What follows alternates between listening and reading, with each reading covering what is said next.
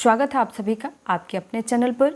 और आज की इस वीडियो में हम क्रिमिनल लॉ आपराधिक विधि देखने वाले हैं। आपराधिक विधि में जो भी महत्वपूर्ण धाराएं हैं, उनसे संबंधित जो अपराध हैं, उनके विषय में हम पढ़ेंगे। यह वीडियो आपके एग्ज़ाम के लिए बहुत ही ज़्यादा महत्वपूर्ण होने वाली है, तो इस वीडियो को लास्ट तक देखें।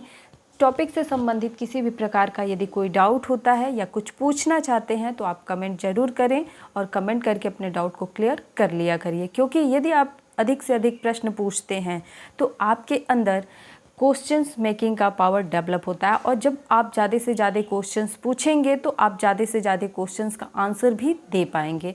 चलिए देखते हैं विधि क्या है, लॉ क्या होता है। विधि किसी देश की भौगोलिक परिस्थिति, आवश्यकता एवं वातावरण के अनुसार निर्मित होती है। यानी कि किसी भी देश में क्या भौगोलिक परिस्थिति है, क्या वहाँ के लोगों की आवश्यकता है, वहाँ पे किस प्रकार के नियम जो हैं एक लंबे समय से चलते आ रहे हैं, वहाँ का वातावरण क्या है और कौन सा नियम वहाँ के लोगों के लिए सही रहेगा, इन सभी चीज़ों को ध्यान में रख करके उस नियम को विधि का दर्जा दिया जाता है। विधि शास्त्र लैटिन भाषा के दो शब्द ज्यूरिस और प्रेसिडेंसिया से मिलकर के बना हुआ है, जिसमें ज्यूरिस का अर्थ होता है विधि यानी कि नियम तथा प्रूडेंसिया का अर्थ होता है ज्ञान। यह प्रश्न भी पूछा हुआ है कि प्रूडेंसिया का मतलब क्या होता है, तो प्रूडेंसिया का मतलब होता है ज्ञान। यह प्रश्न आपका BHO एंट्रेंस एग्जाम 2014 में पूछा हुआ है। चलिए आगे देखते हैं।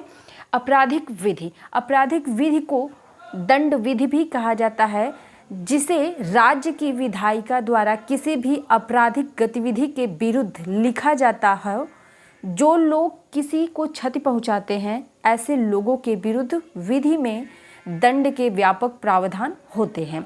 अब समझने की ये बात है, जहाँ पे अपराध होता है क्रिमिनल लॉ, वहाँ पे ऐसे व्यक्तियों के लिए जो अपराध करते हैं दंड का प्रावधान करता है। इसमें आपराधिक प्रक्रियाओं से संबंधित व्यापक जानकारी होती है। क्रिमिनल लॉ में क्या चीज़ें हैं, इसमें अपराध से संबंधित व्यापक जानकारियां हैं, जैसे जांच की प्रक्रिया क्या होनी चाहिए, कारावास किन परिस्थितियों में होगा, कैसा कारावास होगा, साधारण कारावास होगा, कठोर कारावास होगा, अपराध के सिद्ध होने पर अभियुक्त को कितने समय की सजा दी जाएगी, जुर्माने की धनराशि क्या होनी चाहिए, जुर्माना होगा या सिर्फ कठोर कारावास या फिर साधारण कारावास से दंडित किया जाएगा। यानी कि आपराधिक लॉ जो है, आपका आपराधिक विधि जो है, क्रिमिनल लॉ जो है, यह पूरी तरीके से किस पे डिपेंड करता है, अपराध पर डिपेंड करता है कि अपराध की सिचुएशन क्या है, कंडीशन क्या है और उस अपराध के लिए क्या दंड देना उचित होगा। आगे देखते हैं। भारतीय आपराधिक विधि को मुख्य रूप से 3 भागों में विभाजित किया गया है। कौन कौन से हैं? भारतीय दंड संहिता 1860, जिसके विषय में मैंने पहले भी एक वीडियो बना रखा है। यदि आपने वह वीडियो नहीं देखा है तो अभी जाकर के उस वीडियो को इस वीडियो के बाद जाकर के देख लीजिएगा। उससे संबंधित मैंने कई सारे MCQ क्वेश्चंस भी कराए हैं, जो कि आपके प्रीवियस ईयर क्वेश्चन पेपर में पूछे भी जा चुके हैं। दूसरा है आपराधिक दंड प्रक्रिया संहिता, ठीक है, 1973। यह है आपकी CRPC, इंडियन CRPC 1973 की CRPC है। और इससे संबंधित भी मैंने एक वीडियो अपने चैनल पे अपलोड कर रखी है, तो यदि आपने यह वीडियो नहीं देखी है तो इस वीडियो को भी जाकर के आप देख लीजिएगा। तीसरा है भारतीय साक्ष्य अधिनियम 1872। तो ये आपराधिक विधि के ये 3 मुख्य भाग हैं, ठीक है, ये समझेंगे। इसके बाद जानते हैं इसके अतिरिक्त कुछ महत्वपूर्ण विधियां हैं, जैसे narcotic drug and psychotropic substances NDPS, भ्रष्टाचार निषेध अधिनियम, खाद्य पदार्थ मिलावट अधिनियम, दहेज निषेध अधिनियम, भारत रक्षा अधिनियम सहित हजारों विधियां भारतीय संसद द्वारा बनाई गई हैं। यानी कि अन्य प्रकार की विधियां भी हैं जो अन्य अपराधों से संबंधित हैं, और यह जो विधियां हैं यह भारतीय संसद द्वारा समय समय पर डेवलप की गई हैं। भारतीय दंड संहिता भारत का सबसे प्रमुख आपराधिक कोड है। इसका स्वरूप सार्वभौमिक है, यानी कि यह विस्तृत रूप से है। इसके दायरे में सभी आपराधिक गतिविधियां सम्मिलित हैं, ठीक है। इसलिए IPC और CRPC आपको पढ़ना बहुत ही ज़्यादा महत्वपूर्ण हो जाता है। जब IPC और CRPC पढ़ लेंगे आप तो आपके आधे से अधिक कन्फ्यूजन और डाउट आपके दूर हो जाते हैं, ठीक है। आगे देखते हैं। जितने भी महत्वपूर्ण आपके अपराध हैं उनसे संबंधित जो धाराएं हैं उनको देखेंगे। तो यहाँ पे हम देखेंगे धारा 76, सेक्शन 76 को देखेंगे। तथ्य के भूल के कारण किया गया कार्य अपराध की श्रेणी में नहीं आता है। तथ्य का भूल का मतलब ये होता है कि मान लीजिए आपको कोई पोजीशन प्राप्त है, ठीक है, और आपको उस पोजीशन का यूज करते हुए, ठीक है, लोगों को क्या करना है, मतलब दंडित करना है एक तरीके से, ये समझ लीजिए। मान लीजिए कि अगर कोई कहीं पे बहुत ज़्यादा भीड़ क्या हो गई, इकट्ठा हो गई, ठीक है, तो भीड़ जब इकट्ठा हो जाएगी तो भीड़ को काबू पाने के लिए पुलिस क्या करती है, उनमें या फिर आंसू गोली छोड़ती है या फिर जो भी उनका डंडा बरसाना होता है या जो भी होता है प्रक्रिया, ये सारी चीज़ों को वो लोग फॉलो करते हैं। तो ये कदम उठाते हैं, तो ये सब सारी चीज़ें अपराध की श्रेणी में आना चाहिए, लेकिन ये अपराध की श्रेणी में नहीं आता है। क्यों नहीं आता है? तथ्य के भूल के कारण, विधि के तथ्य के भूल के कारण इसे अपराध की श्रेणी में नहीं रखा जाता है, ठीक है। और यह परिभाषा कौन देता है? सेक्शन 76 देखता है। चलिए मैं इसको आपको एग्जाम्पल के थ्रू समझाऊंगी तो शायद चीज़ें आपको आसानी से समझ में आएंगी। यदि किसी जिले में नियुक्त एसडीएम हिंसक भीड़ को नियंत्रित करने हेतु गोली चलाने का आदेश देता है और एक सैनिक जिसका नाम है राम, ठीक है, भीड़ पर गोली चलाता है, तो तथ्य की भूल के कारण सैनिक को अपराधी नहीं माना जाएगा। अब यहाँ पे समझिए, किसी जिले का डीएम है या फिर एसडीएम है, ठीक है, जो क्या कर रहा है, उसके कार्यालय के सामने एक लंबी कतार लग गई है या भीड़ लग गई है जो कि कार्यालय के कार्यों में दिक्कत या फिर परेशानी क्या कर रही है, अड़चने खड़ी कर रही है। तो ऐसी दशा में एसडीएम या डीएम जो भी थे उन्होंने क्या किया, अपने सिपाही को ऑर्डर दिया कि श्याम जाओ इस भीड़ पे काबू पाने के लिए तुम फायरिंग करो, ठीक है।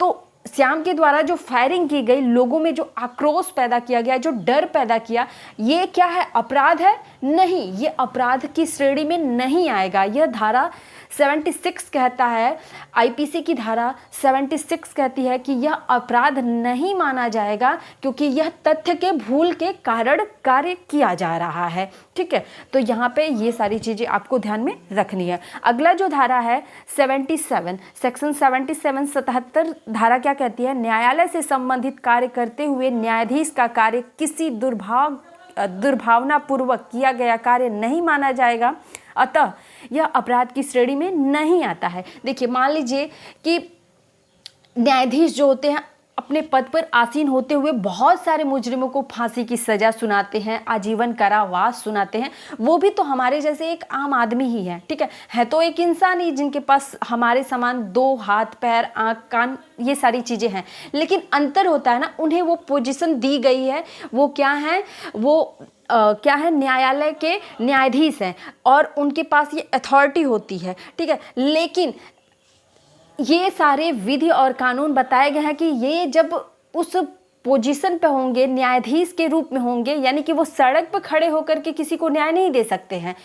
बाहर जब भी न्यायालय के बाहर होंगे तो वो एक आम आदमी होंगे, एक आम नागरिक होंगे, लेकिन जब वो अपने न्यायालय के भीतर अपने चेयर पे बैठे होंगे, उस चेयर की मर्यादा होगी, उस चेयर की लिमिट होगी कि यदि उनके द्वारा किसी अपराधी को दंड दिया जाता है, सजा दिया जाता है, तो वो क्या होगा, वो सजा क्या होगा, वो मतलब न्यायाधीश को किसी भी प्रकार का अपराधी घोषित नहीं करेगा। ये सारी चीज़ें मैं कोशिश कर रही हूँ आप सभी को ये सारी चीज़ें अच्छे से समझ में आ जाए। देखिए न्यायाधीश जो होता है किसी को अगर फांसी की सज़ा दे रहा है तो वो दोषी क्यों नहीं होता है, क्यों अपराधी नहीं माना जाता है? क्योंकि उसके पास अथॉरिटी होती है और यहाँ पे भी तथ्य के भूल के कारण उसे दोषी नहीं माना जाता, क्योंकि आपराधिक आशय नहीं है बल्कि अपराध किया गया है और उस अपराध को सुधारने के लिए अपराधी को सजा दिया जाता है न्यायाधीश के द्वारा, ठीक है। तो ये पॉइंट्स आपको ध्यान में रखनी होगी। चलिए आगे जानते हैं सेक्शन 78 क्या कहता है। सेक्शन 78 कहता है न्यायालय के निर्णय या आदेश के अनुसरण में किया गया कार्य अपराध की श्रेणी में नहीं आता है, चाहे न्यायालय को ऐसा निर्णय देने का अधिकारिता है या नहीं है, परंतु दिया गया निर्णय सद्भावनापूर्ण हो और न्यायालय को अपनी अधिकारिता ज्ञात हो। कह रहा है कि यदि न्यायालय द्वारा, ठीक है, किसी भी न्यायालय द्वारा कोई निर्णय दिया गया है, किसी अपराधी को दंडित किया गया है, तो यह अपराध की श्रेणी में नहीं आएगा। सेक्शन 78 यह कहता है। और यह भी कहता है कि कभी ऐसी कंडीशन हो सकती है कि न्यायाधीश जो है अपने विवेक पर उस निर्णय को सुनाए। ठीक है, कभी हो सकता है कि जो अपराधी है उसके खिलाफ सबूत का अभाव है, ठीक है, लेकिन न्यायाधीश को ऐसा लग रहा है कि ऐसा अपराधी समाज के लिए क्या हो सकता है, खतरनाक साबित हो सकता है, तो ऐसे अपराधी को जेल में रखना ही उचित है या इसे कारावास देना ही उचित है। तो न्यायाधीश का यह निर्णय जो होगा सर्वमान्य होगा, क्योंकि यह सद्भावनापूर्वक किया जा रहा है, लोगों की रक्षा के लिए किया जा रहा है। तो यह जो न्यायाधीश का निर्णय होगा यह किसी भी प्रकार का अपराधी निर्णय नहीं माना जाएगा। यह कौन कहता है? आईपीसी की धारा 78 कहती है।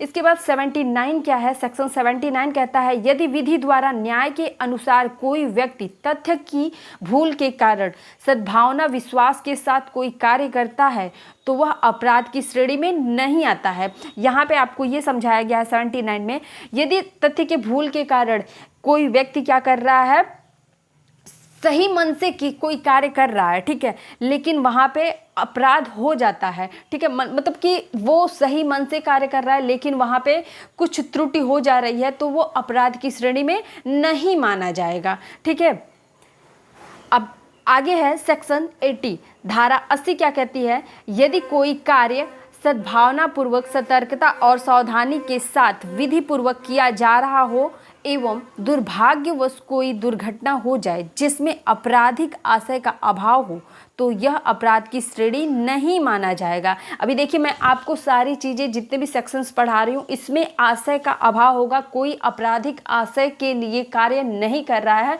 बिना आपराधिक आशय से यहाँ पे अपराध हो रहा है तो यह अपराध की श्रेणी में नहीं माना जाएगा। यदि कोई कार्य सद्भावनापूर्वक किया जा रहा है, मतलब सही श्रद्धा से की जा रही है, सद्भावना सही सतर्कता के साथ की जा रही है, लेकिन वहाँ पे दुर्घटना हो जा रही है तो यह क्या है, नहीं माना जाएगा। जैसे मान लीजिए कि आप रोड के सही साइड से जा रहे हैं और आपकी गाड़ी की जो स्पीड है वो भी लिमिट में है, आप सही से चल रहे हैं, ना तो आपने किसी भी प्रकार का कोई नशा किया है, सारी इंस्ट्रक्शंस आप फॉलो कर रहे हैं, लेकिन सामने से कोई आकर के आपकी गाड़ी में लड़ जाए और मौके पे उसकी मौत हो जाए तो आप अपराधी नहीं माने जाएंगे। गलती किसकी है? सामने से हो सकता है कि वो बंदा ड्रिंक करके गाड़ी चला रहा था जिसकी वजह से उसका एक्सीडेंट हो गया, तो यहाँ पे सामने वाला क्योंकि वो पूरी सतर्कता के साथ सारे नियम को फॉलो करते हुए कार्य कर रहा है तो वो अपराधी नहीं माना जाएगा, और यह आईपीसी की धारा 80 कहती है।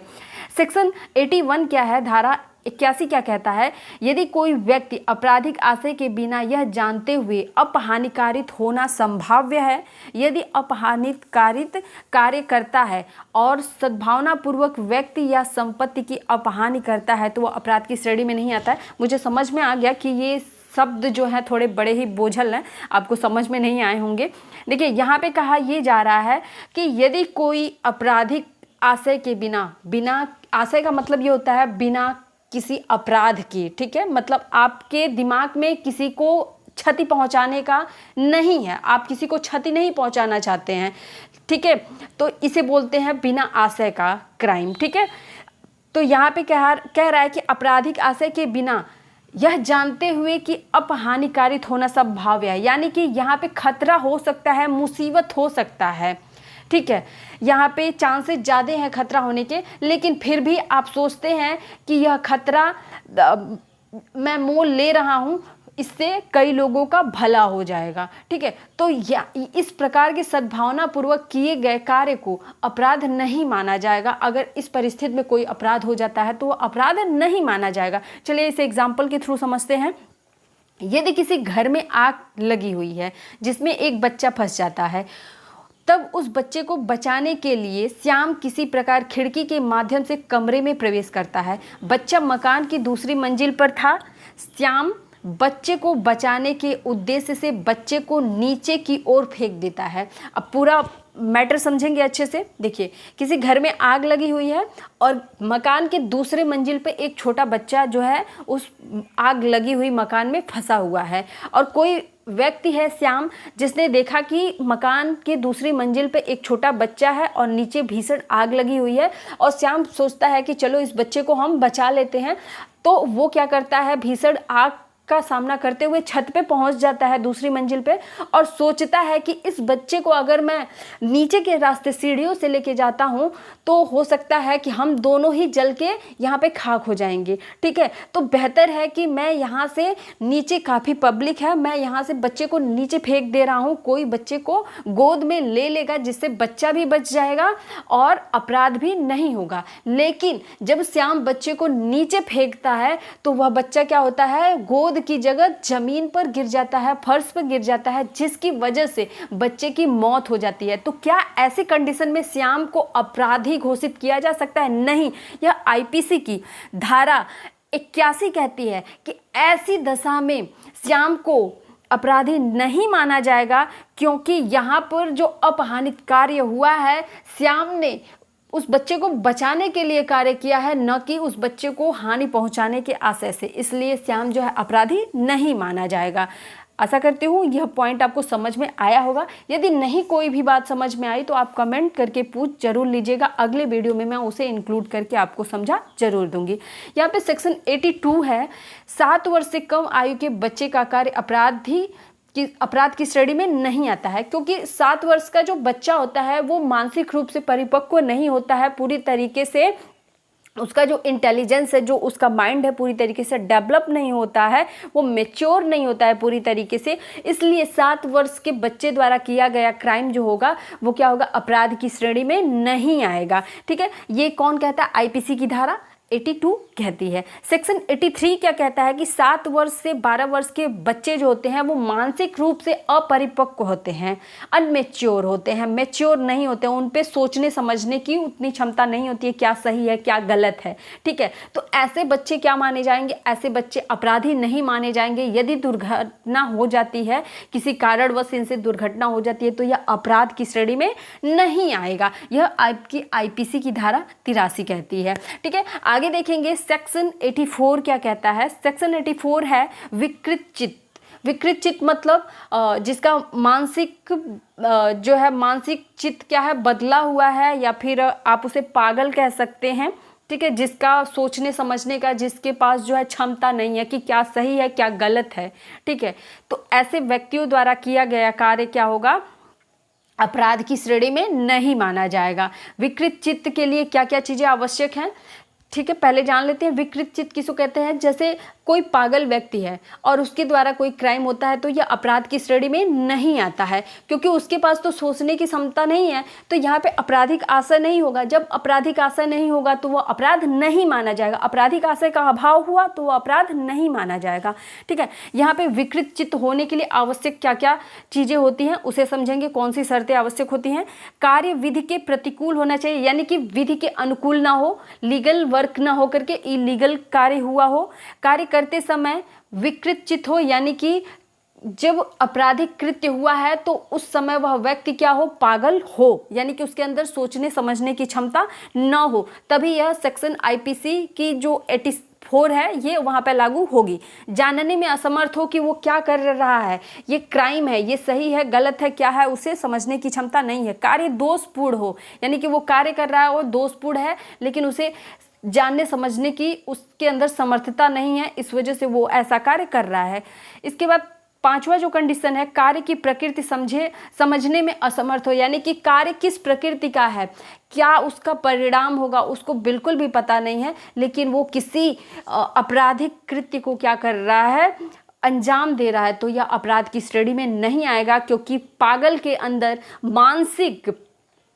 मानसिक सूझबूझ नहीं होती है, उसके पास यह सोचने समझने की क्षमता नहीं होती है कि क्या सही है क्या गलत है, जो वो कर रहा है वो सही है या गलत है, इसलिए उसे किसी पागल को अपराधी नहीं माना जाएगा। आईपीसी की धारा 84 यह बात कहती है। तो आशा करती हूँ आज की यह वीडियो पसंद आई होगी। किसी भी प्रकार का डाउट होगा तो आप लोग कमेंट के माध्यम से मुझसे पूछ सकते हैं। वीडियो देखने के लिए धन्यवाद। कल की जो वीडियो जाएगी आपको, उसमें मैं सीआरपीसी से संबंधित आपको एमसीक्यू क्वेश्चंस कराने वाली हूँ, जो कि आपके एग्जाम से पूछे हुए प्रश्न हैं। तो उस वीडियो को आप लोग जरूर देखिएगा और इस वीडियो से संबंधित जो भी कमेंट होंगे आप लोग जरूर करिएगा और अधिक से अधिक प्रश्न पूछा करिए, ताकि मैं आपके सभी प्रश्नों का एक सीरीज तैयार करूं और आपको और अच्छे से चीज़ों को समझा सकूं। वीडियो देखने के लिए धन्यवाद।